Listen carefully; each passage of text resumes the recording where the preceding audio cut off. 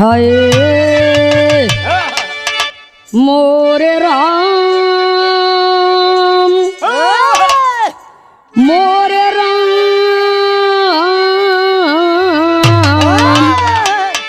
हे भोले जोगिया हो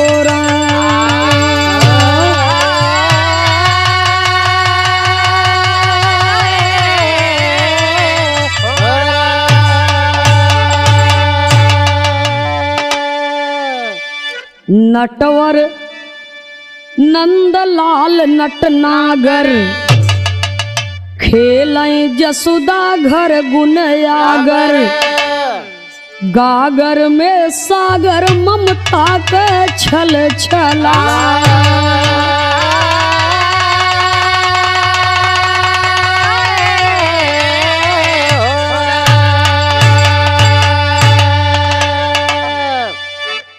बिरहा सुनने वाले बड़े भैया 16 कला अवतारी मुरली मनोहर भगवान श्री कृष्ण कन्हैया यदुवंश के हंस बाल लीला कर रहे हैं गोकुल में। बाल लीला करत हैं बाबूजी, तब कवि के टेरी के भाव में लिखना पड़ा।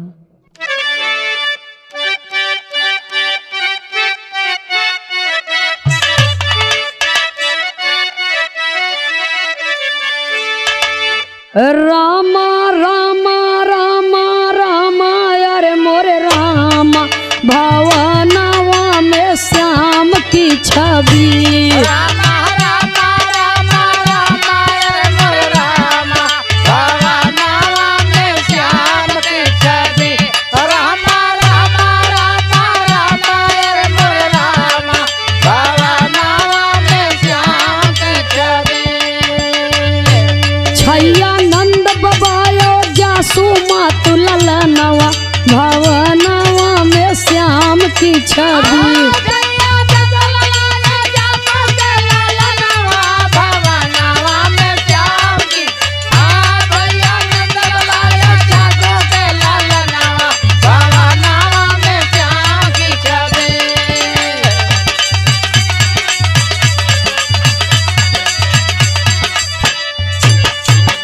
बाल लीला में तमाशा का दिखावत है।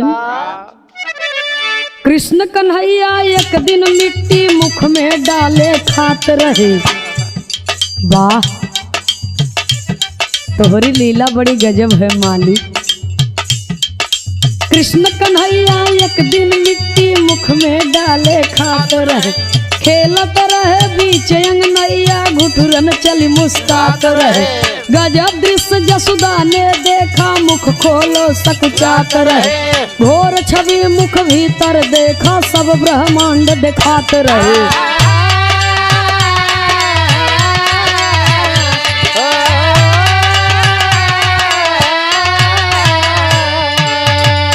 मैया की बुद्धि चकरानी मैया की बुद्धि चकरानी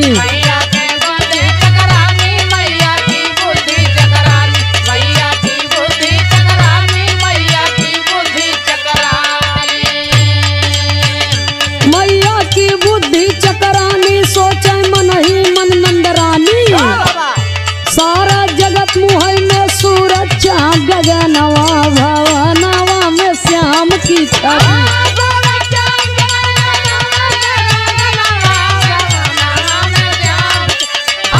सारा जगत मुहल में सूरज गगनवा भवनवा में श्याम की छवि। वाह भैया वाह। मैया जसोदा कहत हैं लल्ला तूने मिट्टी खाई है? कुछ बोलते नहीं। कहे तूने मिट्टी खाई है? कुछ बोलते नहीं। कहे जरा मुंह खोलो। खोलो जरा।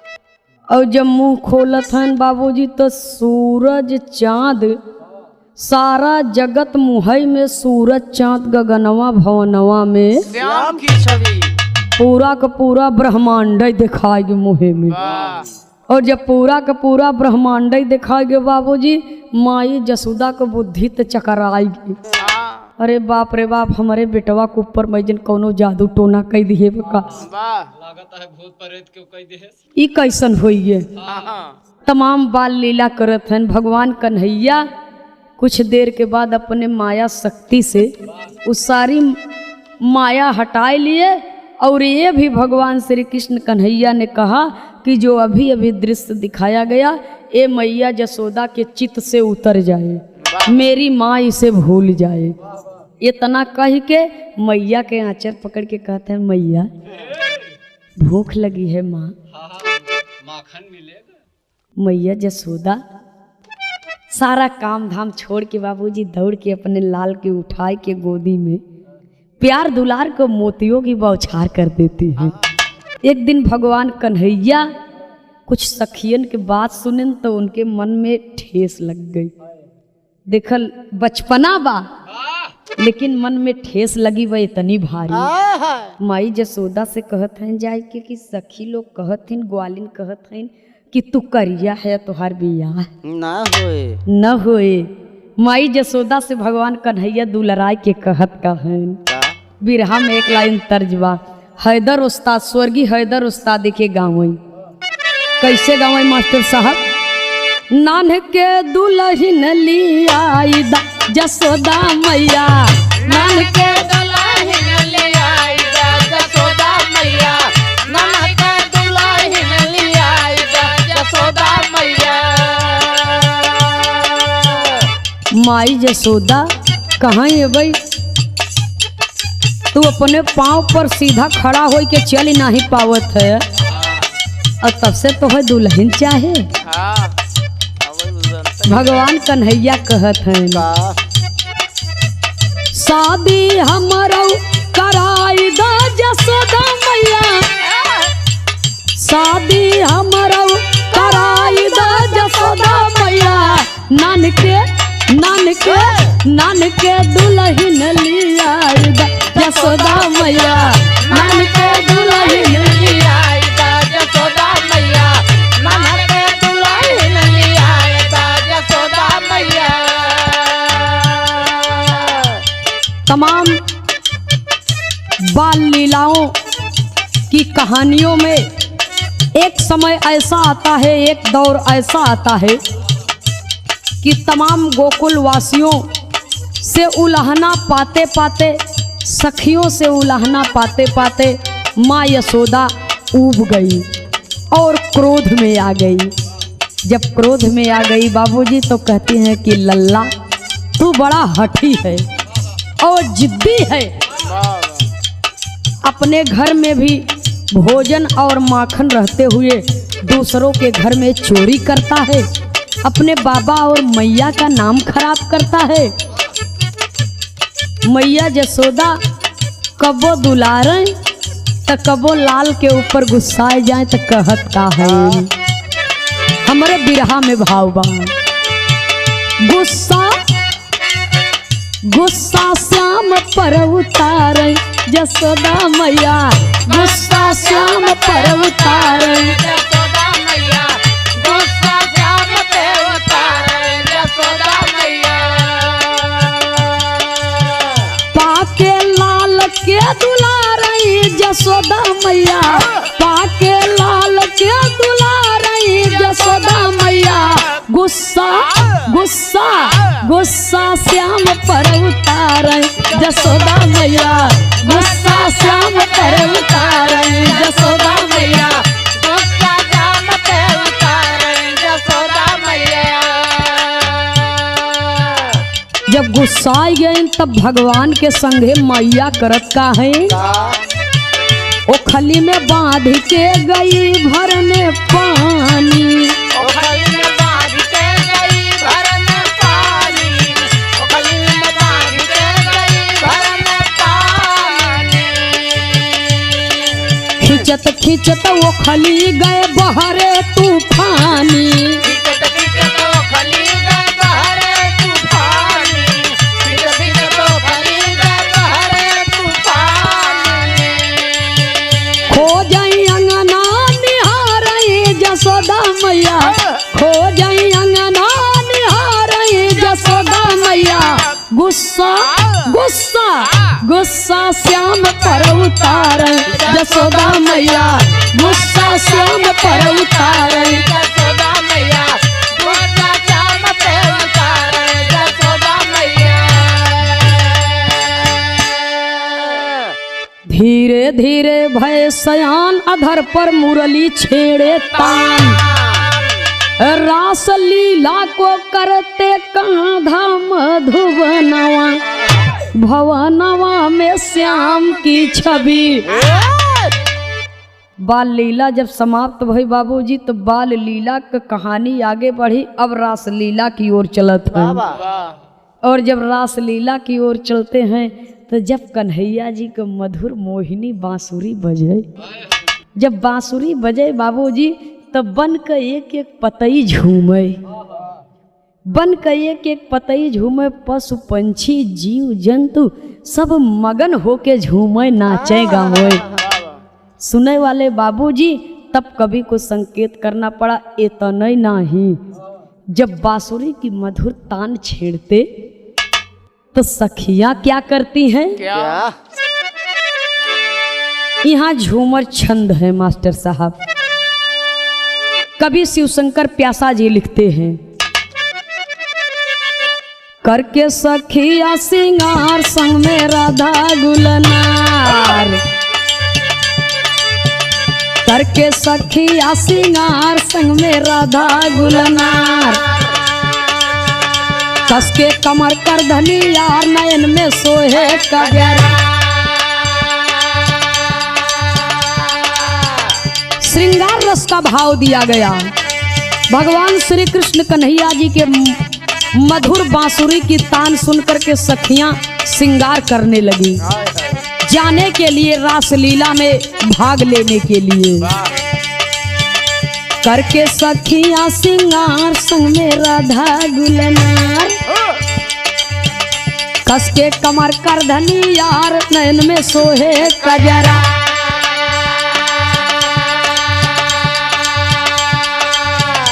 टीका टिकुली लीलार सुरमा बरछी धार कटार, मुनरी अंगूरी में दिलदार बाल में सोहे गजरा। झूले कान के नीचे बाली अधर न ऊपर लाए लाली, मेहंदी हाथों में सजाली लखलू भाए भंवरा। पहुंची कालिंदी के तीर, पहुंची कालिंदी के तीर ललिता सजी के अखीर, यमुना तट पे भारी धीर शरमाए बदरा, यमुना तट पे भारी धीर शरमाए बदरा, यमुना तट पे भारी धीर शरमाए बदरा, शरमाए बदरा, यमुना तट पे भारी धीर शरमाए बदरा, यमुना तट पे भारी धीर शरमाए बदरा। जैसे पप्पू भैया तू झूमत हुआ ना, ऐसे ही सखी लोग भी झूमे। अरे का हम झूमत है भगवान का बांसुरी का तान सुन के। अरे वो जन्म का तू हूँ रहा होगा वही रास लीला में, असर कहीं कहीं दिखाए जाले। बड़ा मौजी आदमी हुआ नी भैया। भगवान कन्हैया रास लीला करते बाबूजी मधुबन के बीच में, और सखियां श्रृंगार कह के चुन चुन के श्रृंगार बनवत है कि जहिया हमारे नोरी देखें दूसरे कहती न देखें।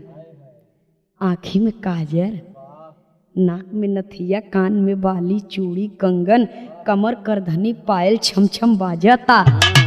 सुनई वाले बाबूजी जिस जेकर शादी बियाह भव जे श्रृंगार करे हैं वो तो नगद लगते हैं, जे अविवाहित हैं वो और निक लागत है। हाँ लगता ही है।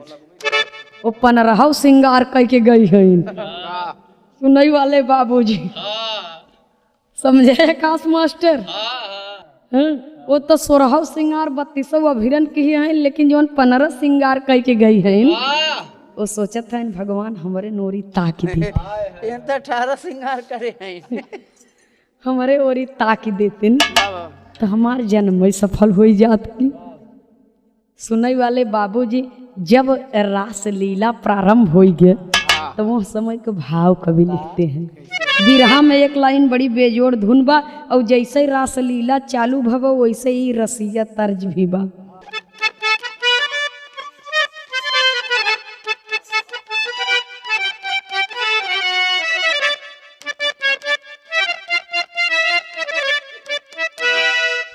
जनपद प्रयागराज के आन बान शान कलाकारों के स्तंभ रहे स्वर्गीय दद्दा रामधार यादव झूसी नरेश। स्वर्गीय हैदर उस्ताद जी का उस्ताद रहे नु। हाँ तो वो कबो कबो गावे देखा दद्दा की नहीं तो न लहे दादा गाय के चली गए। तो तू हाँ गाय के जा।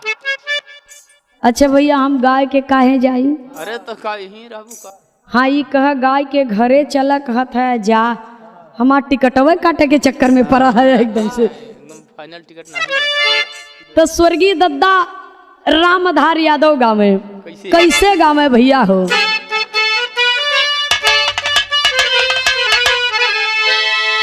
अरे हम गवनवा नहीं जा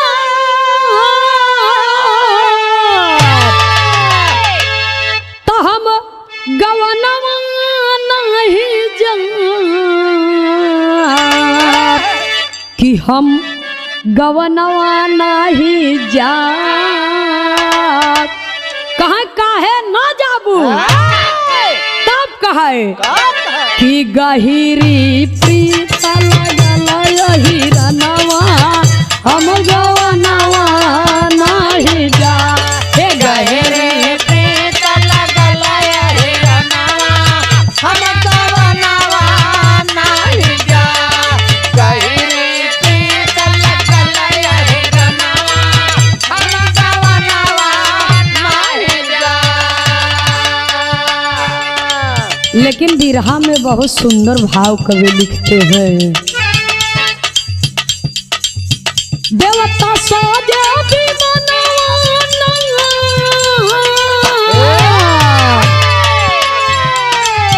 देवता साजे भी मनवाना कि देवता साजे भी मनवाना त देखाई सब कोई आज गगनवा देवता साजे भी मनवाना कि देखाई सब कोई आज गगनवा देवता साजे भी मनवाना। देखाई सब कोई आज गगनवा देवता साजे भी मनवाना। रसिया रास रचाए भारी जय हो गिरधर कृष्ण मुरारी। रसिया रास रचाए भारी जय हो गिरधर कृष्ण मुरारी। रसिया रास रचाए भारी जय हो गिरधर कृष्ण मुरारी। सखिया नाच यारी यारी बीच में नाच रहे बनवारी। सखिया नाच यारी यारी बीच में नाच रहे बनवारी। सखिया नाच यारी यारी बीच में नाच रहे गिरधारी। देवता साजा भी मनवाना देवता साजा भी मनवाना देवता साजा भी मनवाना कि देवता साजे भी मनवाना। तरस से डूबल बाया हिरनवा देवता साजे भी मनवाना। रस में डूबल बाया हिरनवा देवता साजे भी मनवाना। रस में डूबल बाया हिरनवा देवता साजे भी मनवाना।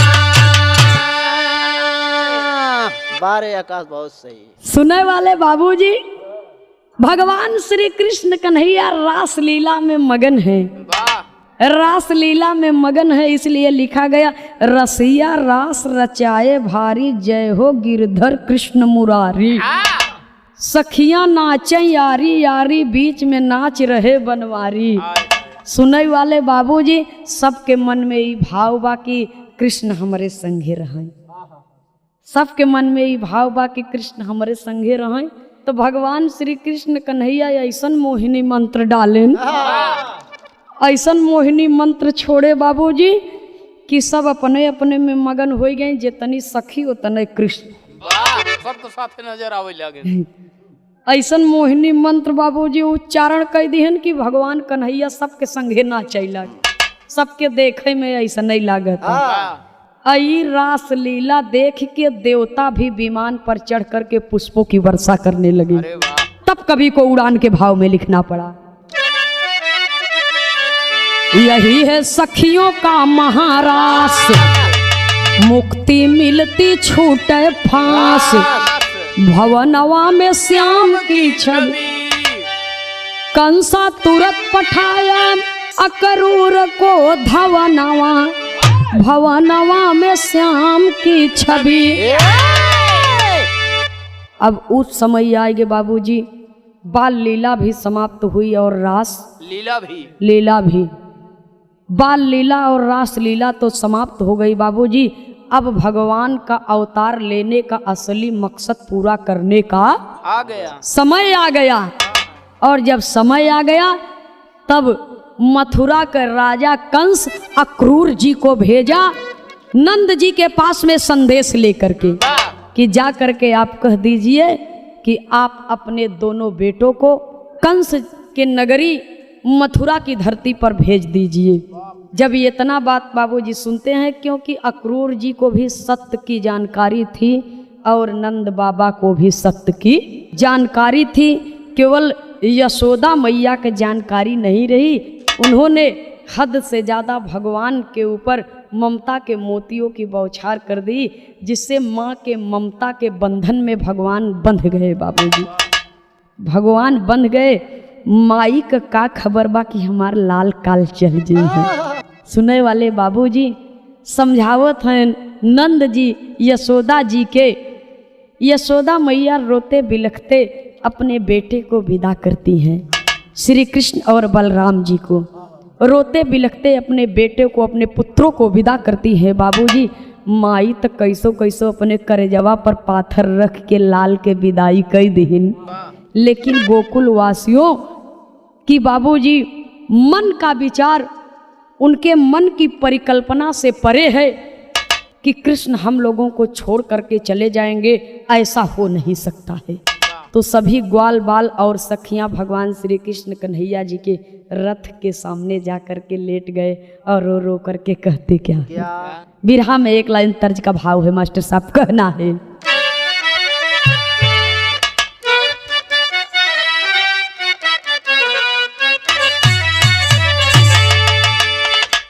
श्याम एक बेरी बसिया बजाए द श्याम एक बेरी बसिया बजाए द श्याम एक बेरी बसिया बजाए द।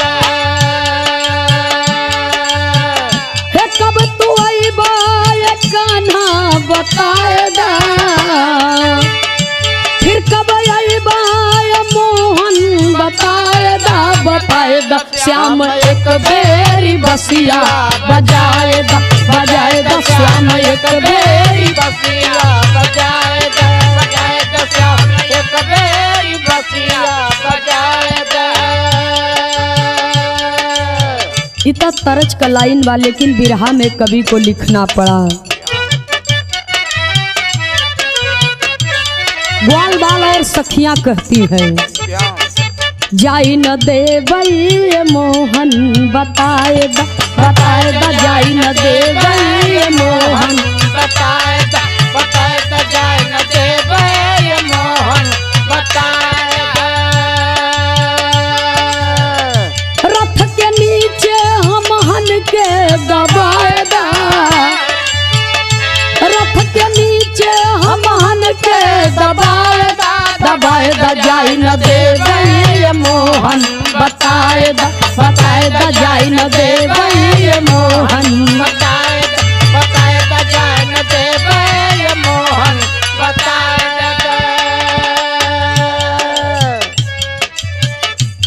मेरे सखा हो और साथ में जीवन बिताने का वचन लिया है।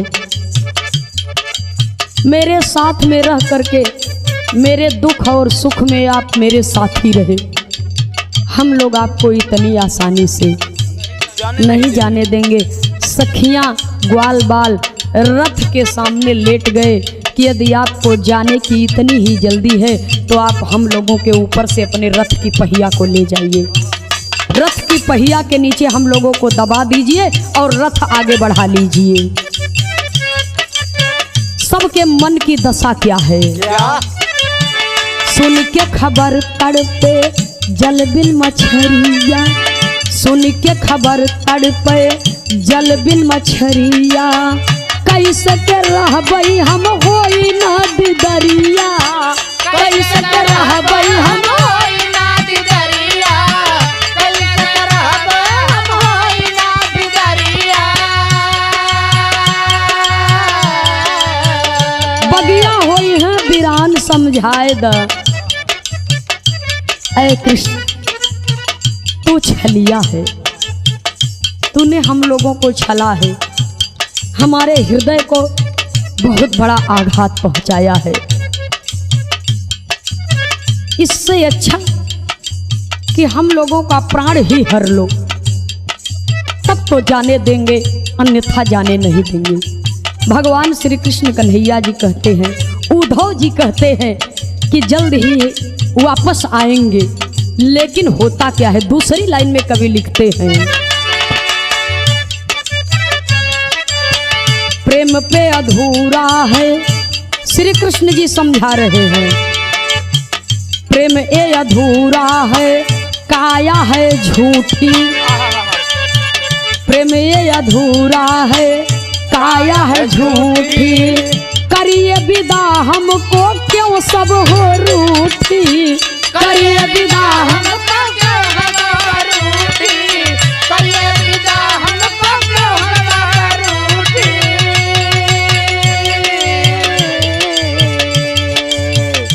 फिर से होई है दिदरिया बताए दा, फिर से होई है दिदरिया बताए दा, बताए दा, जाई न देवई मोहन बता।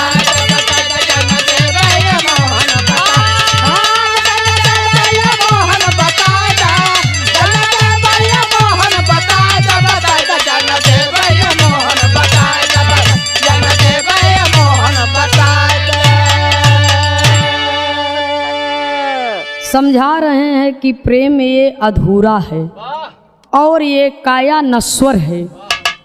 एक काया नश्वर है, एक दिन इस काया से सुगना छोड़ करके फरार हो जाएगा, लेकिन ये जो समय हमने आप सबके साथ में बिताया है ये आने वाले युग युगांतर तक अमर हो जाएगा। इसलिए प्रेम के बंधन में आप लोग मुझे मत बांधिए। और मैं मनुष्य योनि में अवतार लिया हूँ, इसीलिए अपना कर्तव्य तो करना ही होगा, अपना धर्म तो पूरा करना ही होगा। सबको दिलासा देकर ढांढस बना करके बाबूजी गोकुल से मथुरा की ओर प्रस्थान किए।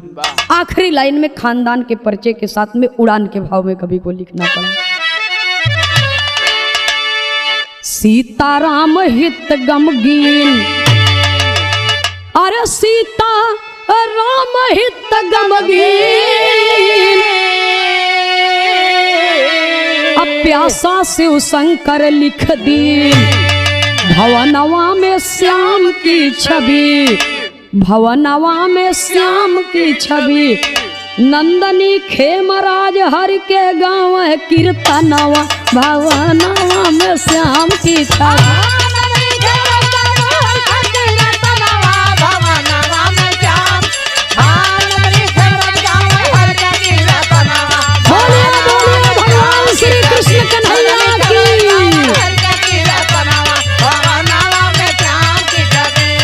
जय हो जय हो। प्रयाग गंगा स्टूडियो फाफा मऊ प्रयागराज की ओर से और सभी श्रोता सज्जनों से करबद्ध प्रार्थना है कि इस बिरहा को सुने और प्रयाग गंगा स्टूडियो चैनल को सब्सक्राइब करें, शेयर करें, कमेंट करें और हमें आशीर्वाद दें कि हम अच्छी से अच्छी गीतों का प्रदर्शन प्रयाग गंगा स्टूडियो के माध्यम से कर सके। बिरहा में 4 लाइन भूमिका का भाव है मास्टर साहब। कुदरत की महिमा निराली जगत में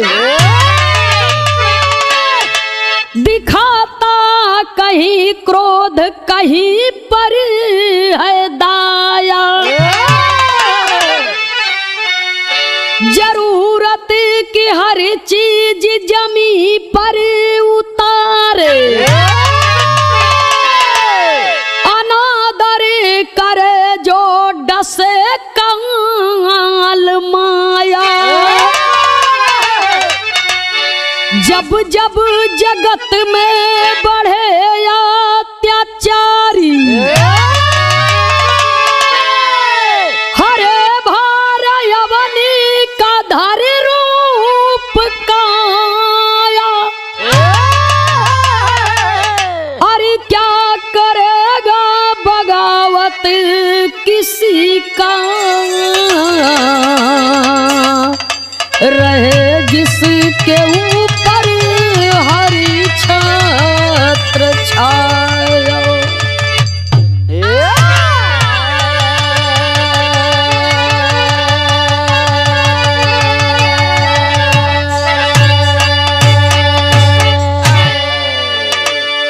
कहा जाता है दुनिया बनाने वाले परमात्मा के घर में देर है और अंधेर नहीं है। ये धरती पर अगर अत्याचारी व्यभिचारियों ने जन्म लिया है तो उनके अहंकार को, घमंड को समाप्त करने के लिए भगवान को भी आना पड़ा है। बिरहा में 1 लाइन गजल का भाव है मास्टर साहब, कहना है।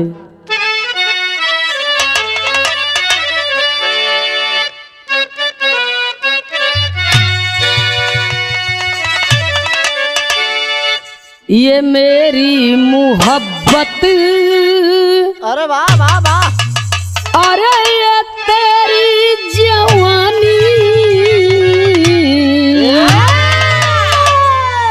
ये मेरी मोहब्बत, अरे ये तेरी जवानी, अरे खुदा की कसम ये तुम्हारे लिए है।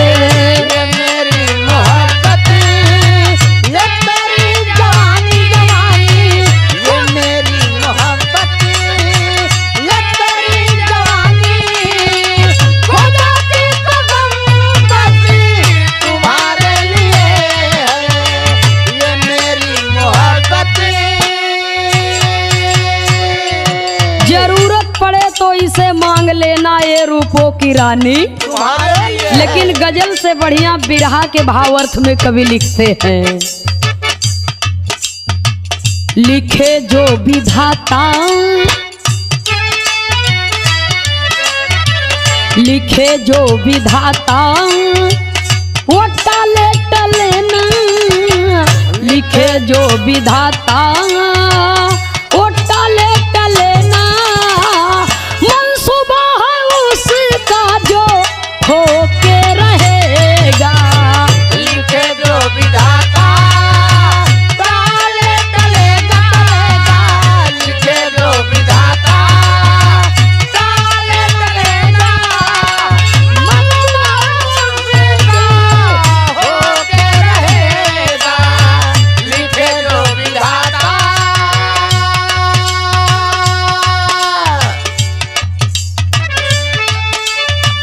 लिखे जो विधाता वो टाले टले ना, मंसूबा है उसका जो होके रहेगा।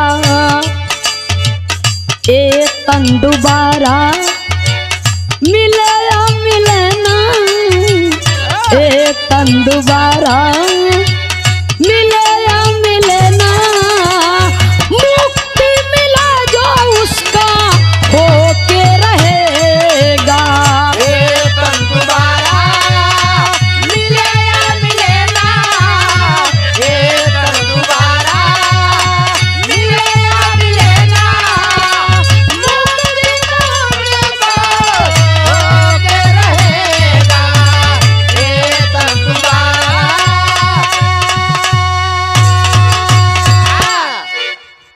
लिखे जो विधाता वो टाले टले न मनसूबा है उसका जो हो के रहेगा। एक बार बाबूजी किस्मत की लकीर खींच गई तो खींच गई, चाहे वो अच्छी हो, चाहे वो अच्छाई की राह पर जाए, चाहे वो बुराई की राह पर जाए। बाबूजी जो कर्म में लिख गया तो लिख गया, वो तभी समाप्त होगा जब आपका समय सही होगा। बाबा मालिक के मंसूबे को हम बदल नहीं सकते। कवि को संकेत करना पड़ा, कहानी की शुरुआत इहों में सी बात।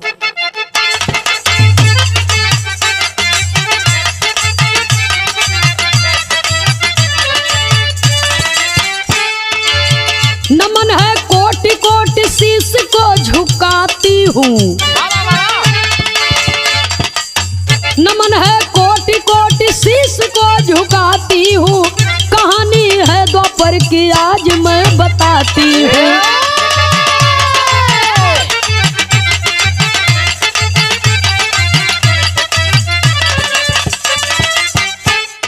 राजा उग्रसेन हुए मथुरा की नगरिया में, राजा उग्रसेन हुए मथुरा की नगरिया में, देवकी कंस भये भूपत की बखरिया में।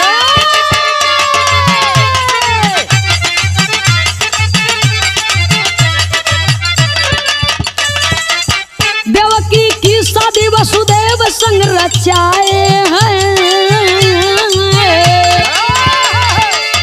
देवकी की शादी वसुदेव संग रचाए हैं, रीत रिवाज सहित शादी करवाए हैं।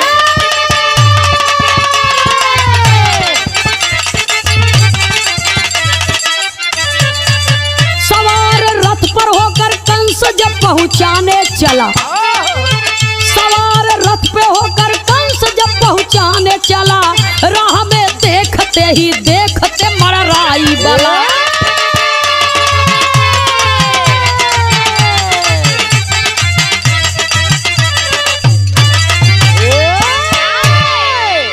सुनने वाले बाबूजी, राजा उग्रसेन मथुरा नगर के राजा हुए, राजा उग्रसेन मथुरा नगर के राजा हुए बाबूजी, और देवकी की शादी वसुदेव जी के साथ में तय कर दिए। बारात आई, बड़े धूमधाम से सजा करके देवकी का विवाह संपन्न हुआ वसुदेव जी के साथ में। और अपने बेटवा कंस से कहे कि जाए के अपने बहिन के ओकरे ससुराल तक पहुँचाए। तो कंस रथ पर सवार हो के बहिन बहनोई के लिए आए करके चला। अब जब ले करके चला बाबूजी, आधी दूर रास्ते में पहुंचा, तब ओकरे सर पर काल मड़राई लगा, बादल घिरने लगा, बिजली चमकने लगी, और आकाशवाणी हुई कि आए कंस, जिस बहन को तू चाहता है कि मेरी बहन सुहागन रहे, मेरी बहन का घर धन धान्य खुशियों से आबाद रहे, इसी बहन का 8वां पुत्र तेरा जीवन काल बनेगा। इतना बतिया जब सुनत बा कंस, तो चाहे राजा हो चाहे प्रजा हो, जान के नहीं प्यारा बा। कंस सोचत बा कि हम बीज जब तैयारे न हो दे, बोइबे न करब, तो सरवा कहे के पेड़ पौधा कहाँ से हुई। तो जैसे लड़का पैदा हुई हम मारी, हम वही के मार दे। तलवार म्यान से खींच लिया, और जब मारने चला बाबूजी, तब देवकी रो करके कहती है। बिरहा में एक लाइन तर्ज का भाव है, मास्टर साहब कहना है,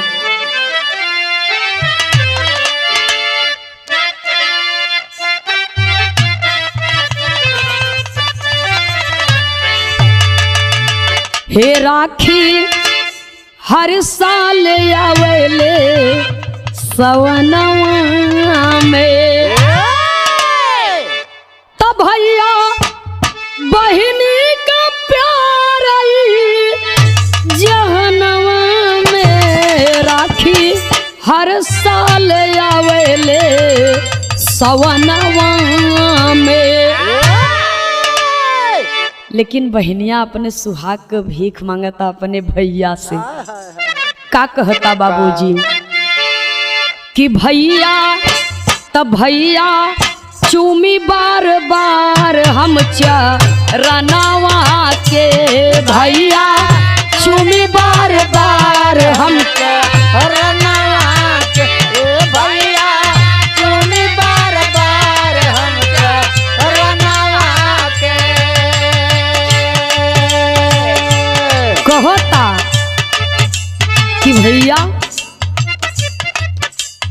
मुझे मत मारिए, मेरे पति को मत मारिए। हाथ जोड़ के पैर पकड़ के रोए रोए के भैया से कहता बहिन प्राण की रक्षा की भीख मांगती है और यही कहती है कि भैया चूमी बार बार हम चरनिया के, भैया चूमी बार बार हम चरनिया के, भैया तुम्हें बार बार हमको रनिया के। त जीवन दान दई दया पाने बहिनिया के, हे जीवन दान दई दया पाने बहिनिया के, भैया चूमी बार बार हम चरनिया के, भैया तुम्हें बार बार हमको रनिया के, भैया तुम्हें बार बार हमको रनिया के। बहिनिया राजा करे सुना मोर बीरना, बहिनिया राज करे सुन मोर बीराना, बहिनिया राज करे सुन मोर बीराना। हमारा के मारा जानी माना मोर कहना, हमारा कनारा जानी मन मोर कहना, हमारा कनारा जानी मन मोर कहना। लाल हाजिर करब तोहारी सरनिया में, हे लाल हाजिर करब तोहारी सरनिया में, जीवन दान दई दया पानी बहिनिया के, जीवन दान दई दया पानी दुनिया के जीवन दान दे दया पावे बा दुनिया के। भैया आपके यही इतना न डर बा कि हमार 8वां पुत्र आपके जीवन काल बनेगा, तो मैं आपको वचन देती हूँ, अपने सुहाग की सौगंध खाती हूँ, मैं आपको वचन देती हूँ भैया कि मैं ये दुनिया में निसंतान रहूँगी, लेकिन मेरे भाई का काल मेरा पुत्र बने ऐसा मैं नहीं होने दूंगी। वासुदेव जी वचन देते हैं, कहते हैं कि ठीक है कंस, यदि तुम्हें डर सता रहा है तो देवकी के जितने भी पुत्र होंगे मैं तेरे समक्ष ला दूंगा, तेरी जो मर्जी वो करना, चाहे उसे मार देना चाहे जिंदा रखना। जब ये इतना बात बाबूजी सुनता है, कंस जीवन दान तो दे दिया लेकिन मथुरा की जेल में कैद कर दिया। मथुरा की जेल में बहन बहनोई को कैद कर दिया बाबूजी। कैदी बहन बहनोई दोनों प्राणी रोवत है, न रोई रोई के कहे का। बिरहा में एक लाइन तर्ज लगी मास्टर साहब,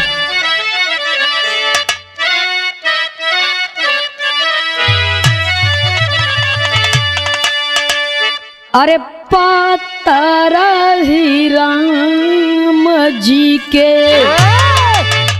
पातर करी है रामा, पातर ही राम जी के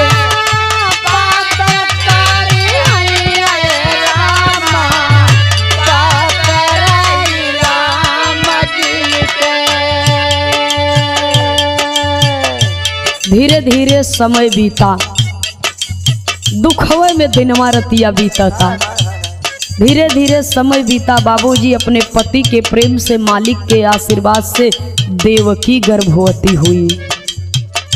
और जब कुछ दिन बीता, बेटे को जन्म देती हैं तो लाल के सूरतिया देख के माई मुहवा चूमे और निहार के कहे का, रोवई देवकी मैया देखी, रोवई देवकी मैया देखी, लाल के सूरतिया रामा, रोवई देवकी मैया देखी, लाल के सूरतिया रामा, रोए देवकी मैया देखी।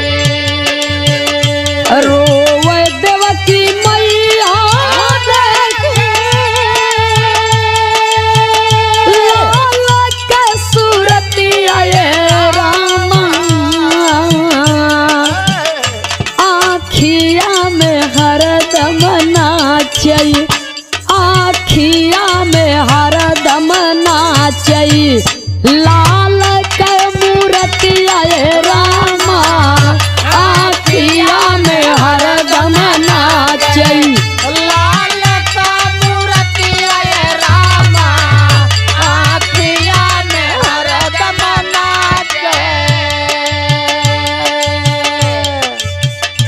एक एक कई के छाओ लाल मारा गईले एक एक के छावा लाल मारा गईले।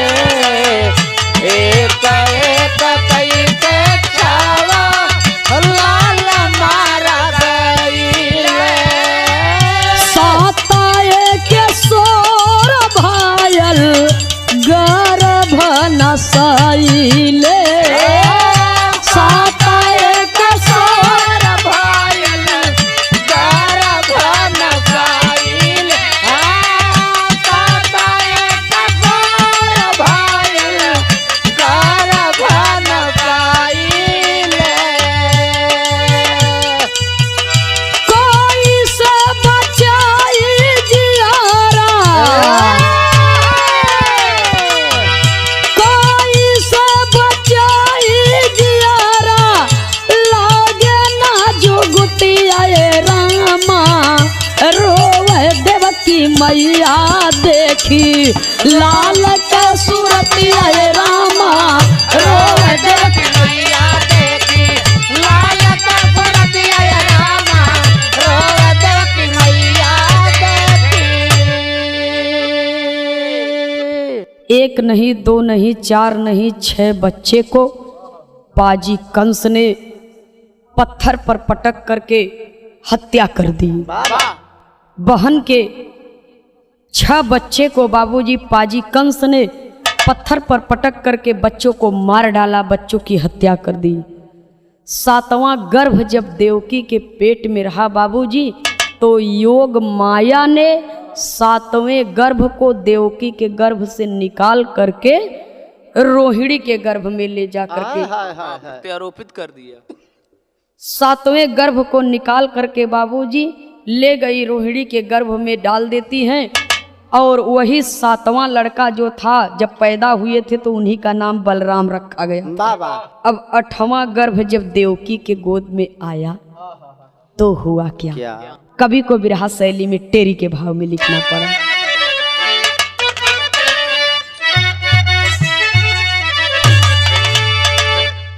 अरे मोरे रंग अफसाना में अब देखा जाएगा कांपे अंबर यवनी पीहर से हुई बेगाना। सुनने वाले श्रोता सज्जनों, नैहर से कोई मदद मिले वो तो अब रहा नहीं, भाई बैरी बन गया है। ससुराल से कोई मदद मिले ऐसा कंस होने नहीं देगा। 8वां गर्भ माँ देवकी के पेट में और माँ रोती है, रो करके कहती क्या है? बिरहा में एक लाइन तर्ज है मास्टर साहब।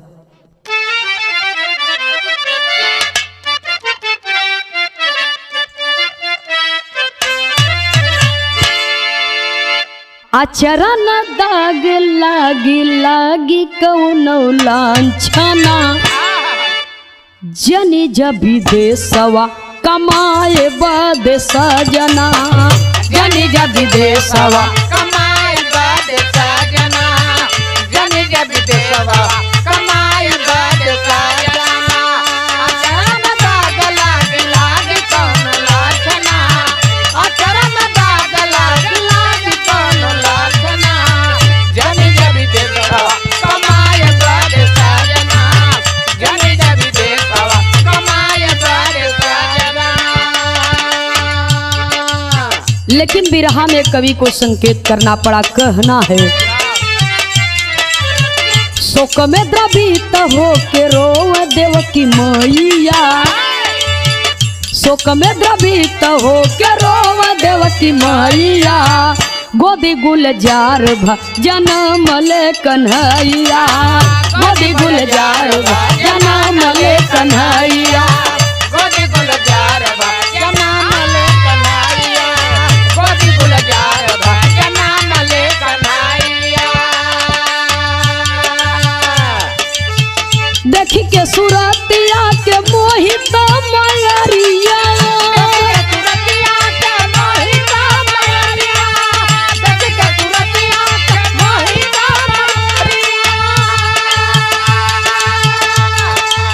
लाल के छिपावा कहीं हमारे सवरिया,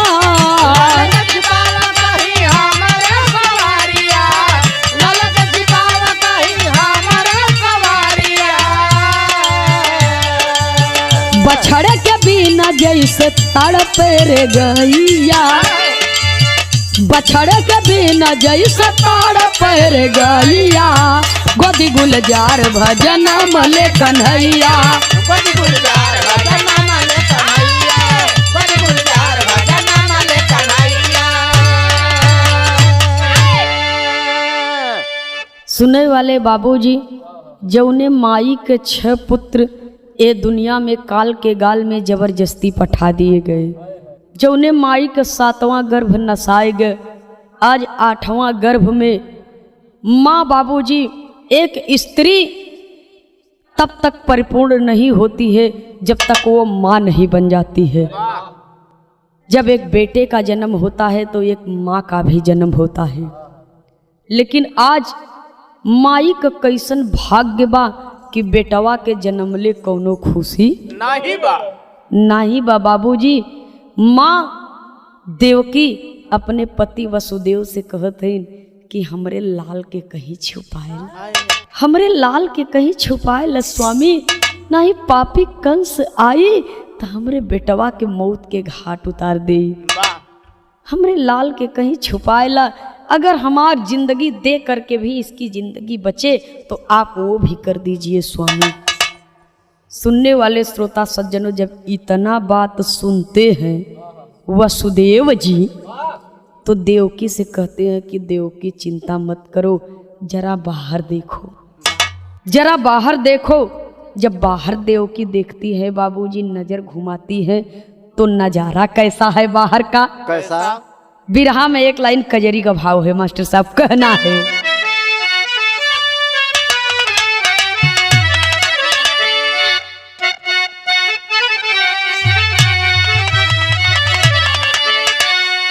अरे लेके वसुदेव चले,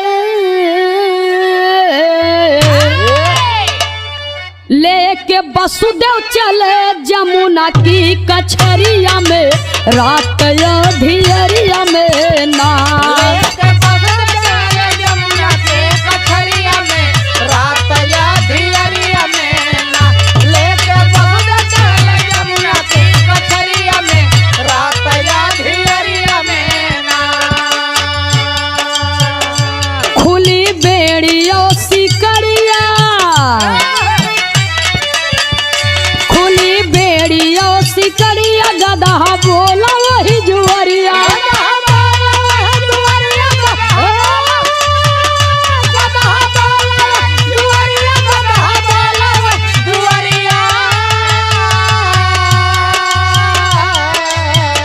मामा जायदा,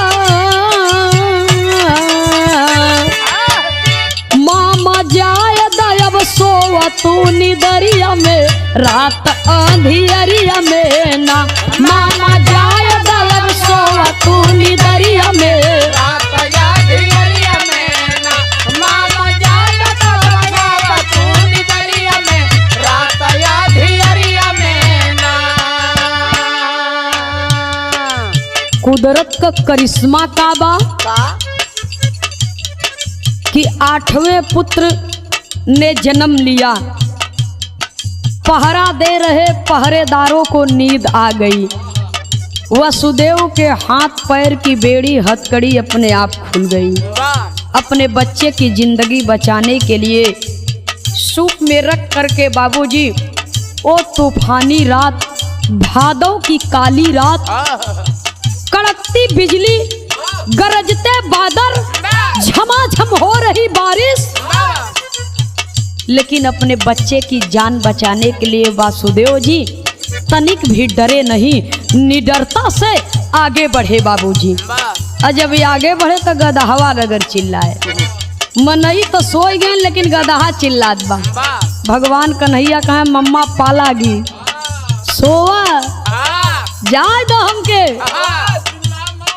तब से ही कहावत निकल गई कि गर्ज परे पर गदहो को मम्मा कहे पड़त है, कि जब भगवान ही मम्मा कह दी है कि आज हमार गर्ज परी बा हमके जाए दे।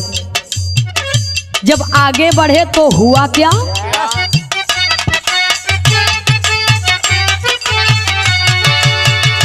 पहुंचे यमुना के किनार, पहुंचे नदी के किनारे, यमुना चली फूफकार, यमुना चली फूफकार, यमुना चली फूफकार, यमुना चली फूफकार।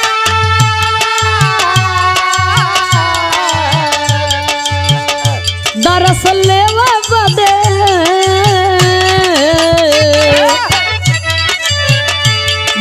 लेवा बदे हरि के पयरिया में, रात अंधियरिया में ना, हरि के पयरिया में, रात अंधियरिया में ना, लेवा बदे हरि के पयरिया में, रात अंधियरिया में ना। बारिश इतनी भयानक हो रही थी कि जमुना नदी का पानी उफान पर है, जमुना नदी का पानी उफान पर है बाबूजी। और शेषनाग अपने फन से भगवान को छत्र छाया किए हैं ताकि भगवान हमार भीगे न पावे, इनके सर्दी जुकाम न हो पावे, अब ही लइका हुअन तो अपने भगवान को छत्र छाया किए हैं बाबूजी। अयहर जमुना जी का पानी उफान पर है, लहरा पर लहरा आवता, और वासुदेव जी के कमर तक पानी आ गया, और थोड़ा आगे बढ़े बाबूजी तो गर्दन तक पानी आ गया, और थोड़ा आगे बढ़े तो नाक तक पानी आ गया। और तब भगवान सोचने लगे कि पिताजी घबरा रहे हैं, जमुना जी को दर्शन देने के लिए अपने चरण को स्पर्श करा दिए। जब अपने चरण का स्पर्श करा दिए बाबूजी, भगवान श्री कृष्ण कन्हैया 16 कला अवतारी हरि का दर्शन जब पाती है यमुना जी, तो वो धीरे धीरे अपने जल को समेटने लगी, जल को समेटने लगी बाबूजी। और वसुदेव जी कृष्ण जी को लेकर के आए गोकुल में, गोकुल में लेकर के आए नंद जी, जसुदा जी, और यहाँ तक कि गोकुलवासी भी सुध विसार करके सो रहे हैं। और उसी रात प्रभु की माया देखिए कि नंद जी के घर में एक कन्या ने जन्म लिया है, नंद जी के घर में एक कन्या ने जन्म लिया है, और अपने पुत्र को यशोदा के पास में लिटा करके यशोदा की पुत्री लेकर के चल दिए। पहुँचे बाबूजी मथुरा की जेल में, मथुरा की जेल में पहुँचे। अयहर जब यशोदा जी का नींद खुलता तो देखत है इनकी मुझे पुत्र रत्न की प्राप्ति हुई है। गोकुल में चारों तरफ शोर मच गया और खुशियों के बाबूजी ठहाके लगने लगे, देवता पुष्प की वर्षा करने लगे। गोतिन पड़ोसिन जुट के सब सोहर गीत गावत है, सोहर गीत गाय के कहत का हईन भैया हो।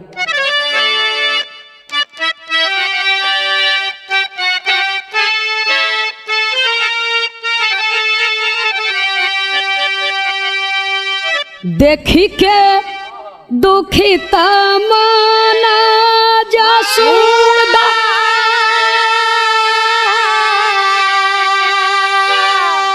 के चेरिया भी हंसी पूछे,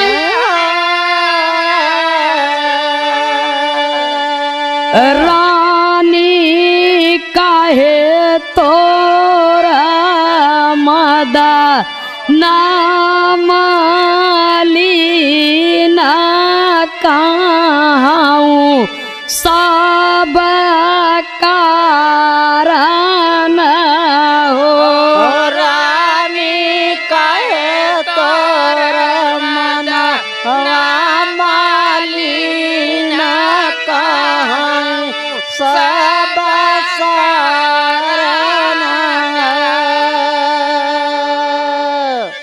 अरे रनिया तोहरे ता जनम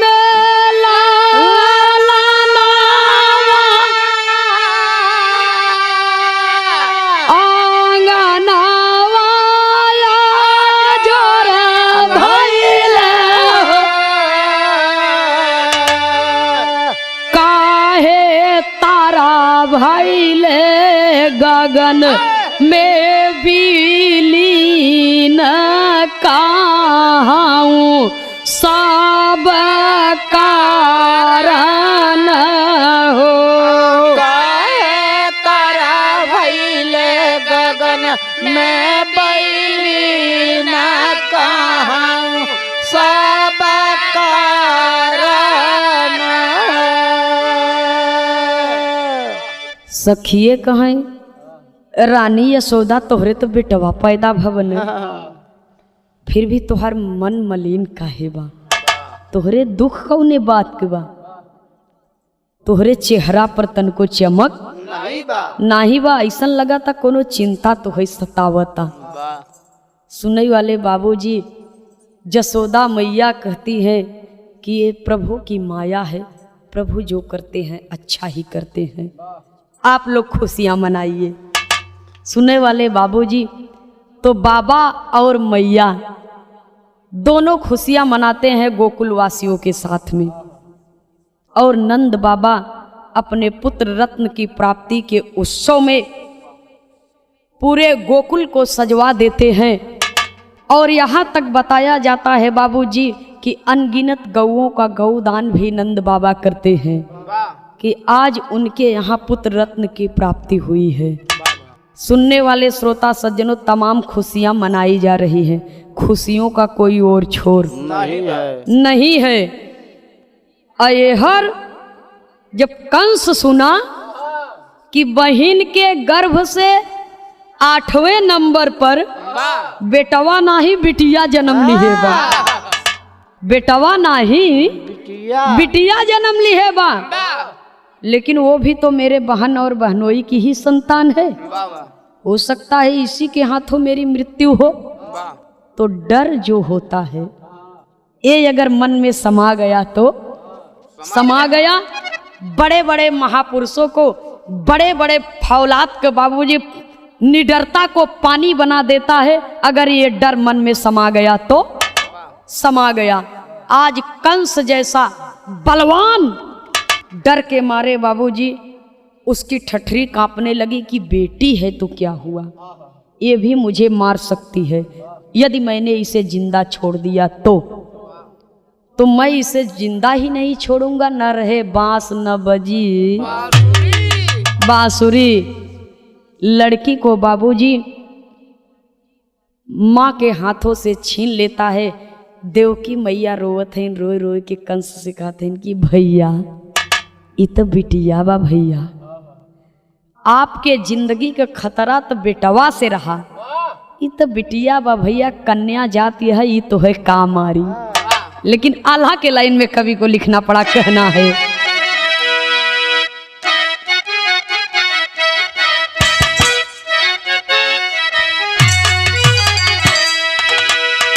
अरे करती अरज बहिनी मानना बचनिया कंस, करती अरज बहिनी मानना बचनिया कंस, करती अरज बहिनी मानना बचनिया कंस। पापिया के आगे बहिनी हो गईली लाचार, पापिया के आगे बहिनी हो गईली लाचार। गैया कसैया के हाथे जैसे तड़पे भैया, गैया कसैया के हाथ जैसे तड़पे भैया, गैया कसैया के हाथ जैसे तड़पे भैया। माई की ममता बहे आंसुआ का धार, माई का ममता बहे आंसुआ के धार। सुने वाले वाले बाबूजी जैसे गैया कसैया के देख के डर सहम के छटपटाए प्राण की भीख मांगे, वैसे कंस के देख के बहन बहनोई छटपटा रहे हैं बाबूजी, लेकिन मरते क्या न करते विवश हैं। वसुदेव जी कहते हैं, बोले वासुदेव अपन थामी के हियरवा भैया, बोले वासुदेव अपन स्वामी के हियरवा भैया, बोले वासुदेव अपन स्वामी के हियरवा भैया। भइले कलंकित रक्षा बंधन त्योहार, भइले कलंकित रक्षा बंधन त्योहार।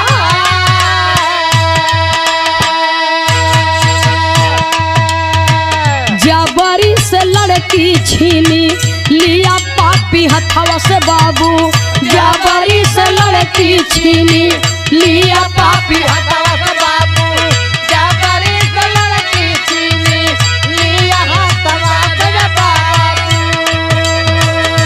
काम तमाम करई चला बदकार, काम तमाम करई चला बदकार।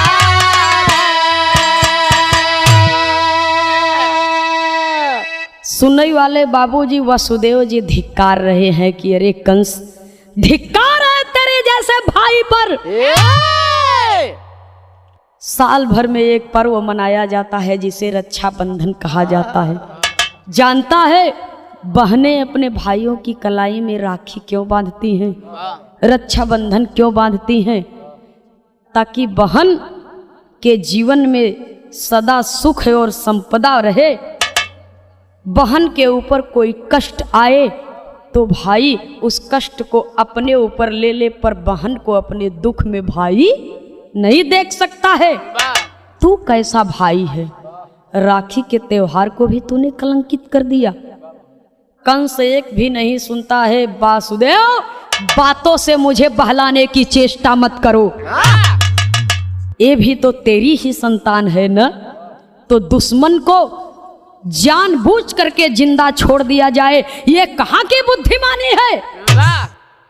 जबरदस्ती बाबूजी माँ के गोद से बेटी को छीन लिया और पत्थर पर पटकने के लिए चला। और जब पत्थर पर पटकने के लिए चला तो हुआ क्या? बिरहा में कवि को संकेत करना पड़ा। कहना है,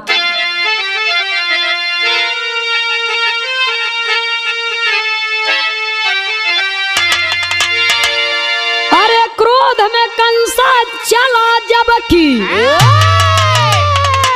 अरे मारई जानवा,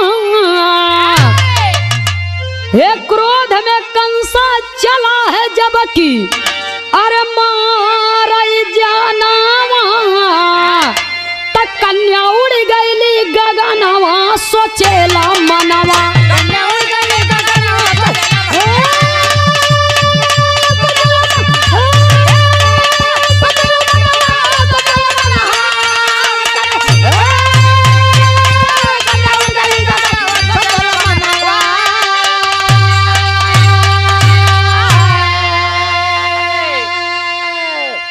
जाते जाते आसमान में बोली है एक बात हो,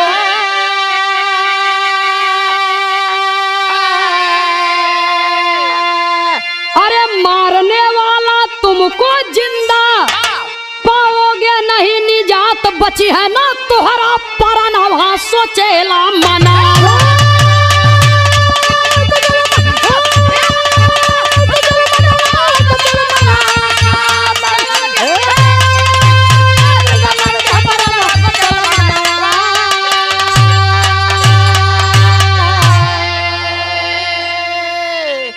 सोचा कि पत्थर पर पटक दूं और इसे भी जान से मार दूं।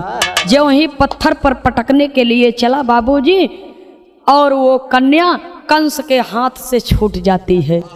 कंस के हाथ से छूट जाती है बाबूजी, और आसमान की ओर उड़ते उड़ते कहती है कि जा कंस, तुझे मारने वाला इस धरती पर जन्म ले चुका है, और जब तेरे किस्मत में ये लिखा है कि देवकी और वासुदेव का 8वां पुत्र तेरा जीवन काल बनेगा, तो देवकी और वासुदेव का 8वां पुत्र ही तुझे मारेगा, और तुझे मारने वाला इस धरती पर पैदा हो चुका है, तू उसका बाल बांका भी नहीं कर सकता।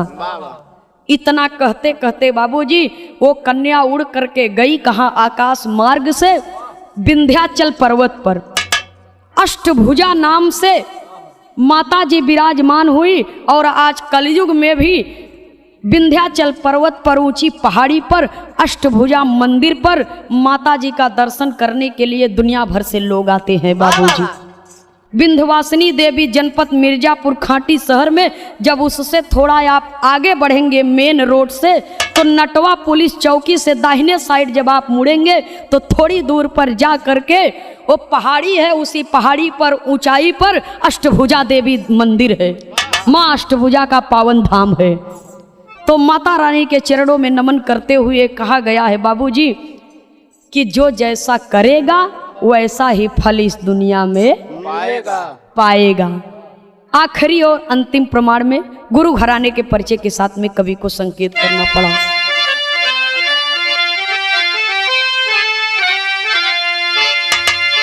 स्वामी सीता राम हित कवि लहुरी स्वर्ग सिधार, शंकर शोभनाथ विजय कवि सुंदर गीत सवार,